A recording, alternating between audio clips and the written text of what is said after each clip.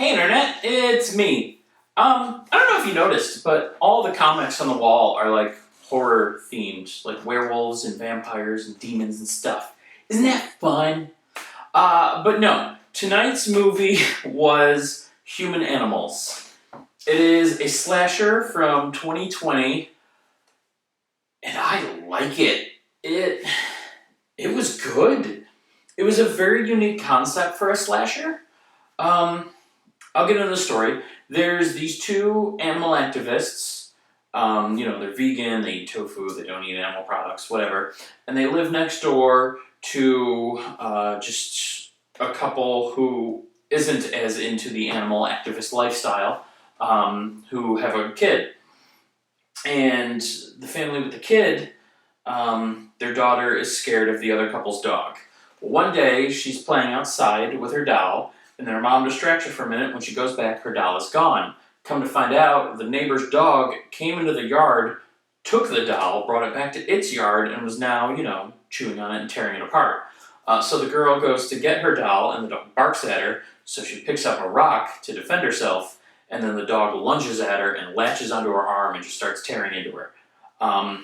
Permanently damages her arm, they go to the hospital, all that. So the parents of the kid rightfully are pissed, and they call a buddy in the police force who takes the neighbor's dog and has it put down.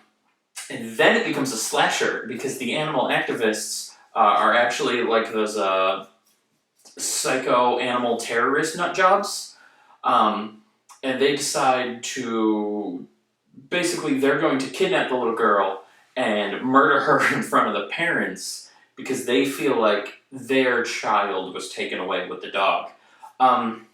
Now I have a lot of thoughts here. I'm just going to go completely off the topic of the movie because why not? It's my review. I can do what I want. People who call their pets their children are insane people. I love animals. I'm actually wearing one right now, which wasn't even a plan, just a very happy coincidence. But I have a dog and 3 snakes currently. In the past, I've had dozens of dogs, even more cats. I've had birds and fish and turtles and rabbits and guinea pigs and a goat, and I've had every pet you can think of. I love animals. I worked on a farm, I volunteered in an animal shelter, all about the animals. However, they are not my children. They're animals. They are still lesser beings. If it ever comes down to it, I will choose a human life over an animal life every time. That's just the reality of the world. Do I still love animals? Absolutely. Will I go out of my way to not injure one? Of course. But if the option is an animal or a human, you have to pick the human or else you're a psychopath.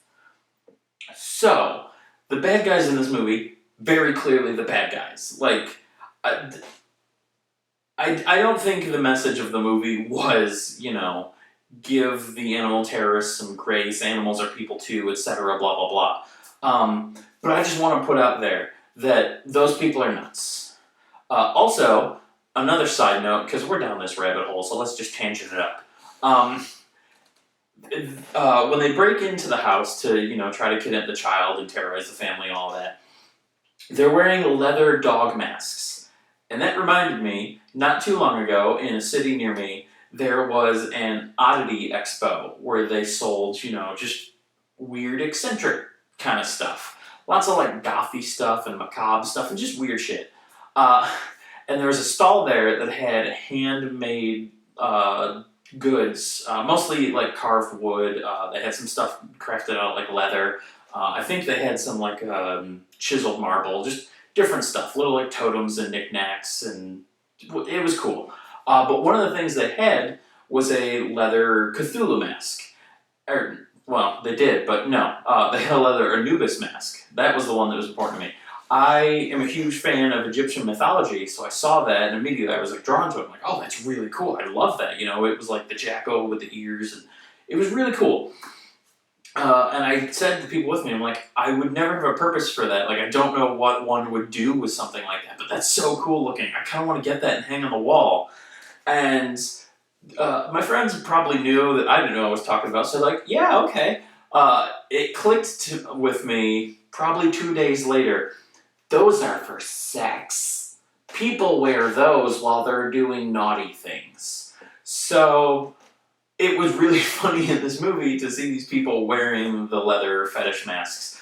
Um, because the first time I saw one, it didn't even occur to me that's what they were. Uh, yeah, like I said, off topic, it was just humorous. But anyway, onto the movie. I've tangented enough. Um, like I said, the story was a bit original. You know, I haven't seen that motivation or one similar to it in a movie before. Now, I've seen like the retaliation storyline. That happens a bunch. You know, there's a killer who they were slighted in some way.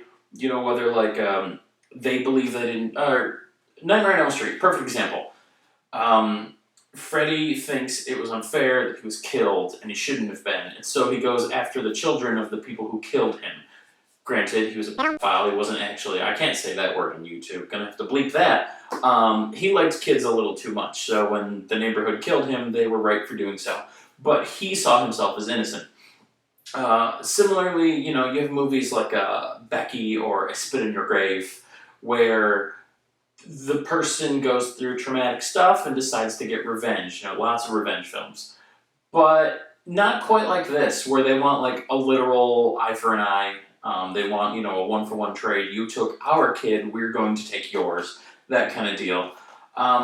So it was unique and interesting. It was a fun motivation to watch. I still don't agree with the crazy people, but it was interesting to watch. And they kept the tension really high in the film. It was only the two slashers, which usually it's one, but there's only two people. But still, just watching everything unfold, watch how they were like taunting the family and just what they, you know, were doing to get after them. It was good. I enjoyed it. They wrote it well. They paced it well. It had good tension. It was very well done. The acting also incredible.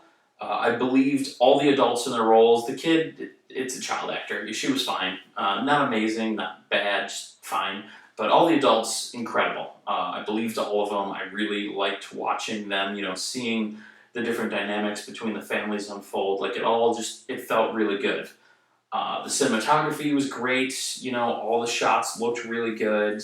When they had blood or gore or anything like that, like they showed it and it looked well done. Um, yeah, overall, it was a pleasant's the wrong word, but it was a good horror movie. I definitely enjoyed this one. There's been a lot of stinkers this month, so it's good to have, you know, a few good ones here and there, and this is definitely one of the good ones. If you like slashers, and you don't mind the fact that it's not in English, so you're going to have to read subtitles the whole time, this is one I recommend. It is definitely a good movie. It probably doesn't end the way you think it's gonna, and just watching things unfold is a thrill. You know, they build the tension right. There's some suspense. It's good. It's a good watch. So yeah, that's what I'm getting at. This one was good. I definitely recommend it. If you like slashers, you're going to like this one. Human Animals from 2020. Check it out for sure. And that's it. I'll see you tomorrow.